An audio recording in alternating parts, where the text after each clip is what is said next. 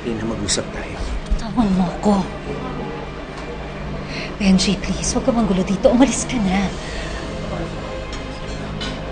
Ganun lang ba kadali yun para sa'yo? Andito na ako, umuwi na ako. Kaya mo ba hindi sinasagot yung mga tawag ko? Rina, pwede ba?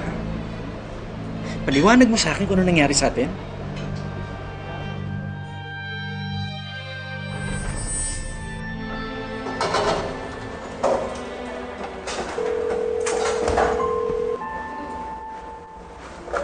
Hello? Rina, Ang galing mo naman. Alam mo kung saan ako tatawagan. ilang linggo mo nang hindi sinasagot yung mga tawag ko. Sana ito na huling pag-uusap natin, Benji. Ha? Ano yung mo sabihin? May problema ba? Benji, excuse me. I've got a question. I need your opinion on something if you can help me. I'll be with you in a while, John. Very good. Thank you. Excuse me. Rina? Hello? Pagod na ako. Ayoko nang umasa at maghintay. Kaya tapusin na natin ito. Ano ba naman? Rina? Hello?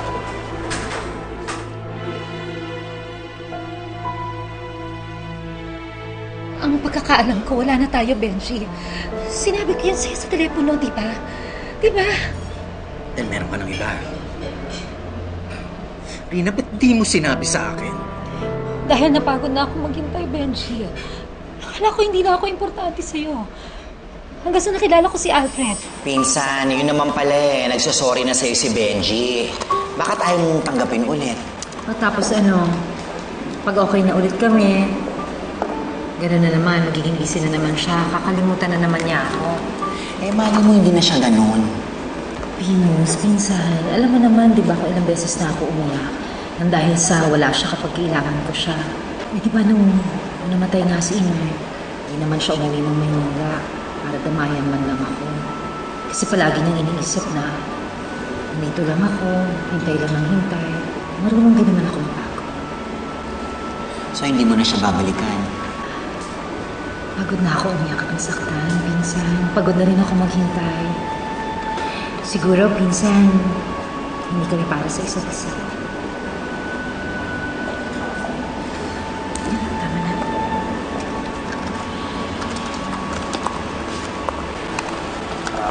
Excuse me, miss. Dito kayo nagtatrabaho? Ay, oo. Natikman ko kasi yung cupcakes niyo. So I was wondering, baka pwede kong makausap yung manager. Baka pwede kayo mag-supply ng pastries para sa restaurant ko. Ay, tawagin ko lang po siya. Thank you. Ako nga pala si Alfred. Ako si Rina. Si Venus, pinsan ko. Ay,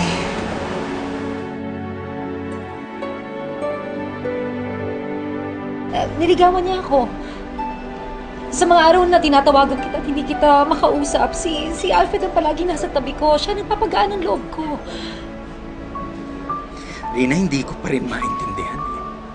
Nagkasundo tayo. Nangako ka sa akin, maghihintay ka kahit anong mangyari. Nangako ka rin sa akin. Nauuwi ka. Pero namatay si Inay. kain po kayo. Kain po kayo. Pasok po kayo. Kasi wala kayo. Tapusin niyo na to. Rina, si Alfred baka makahalata na.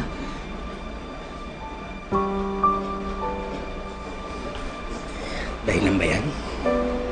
Para itapon mo lahat?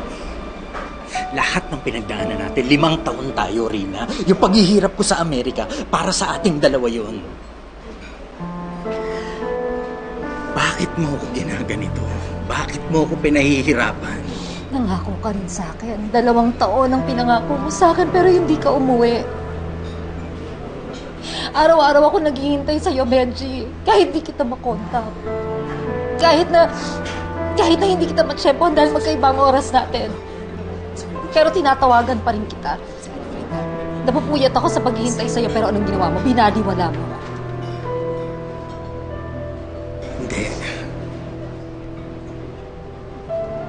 Let me explain, Rina. Bitawan mo ang asawa ko.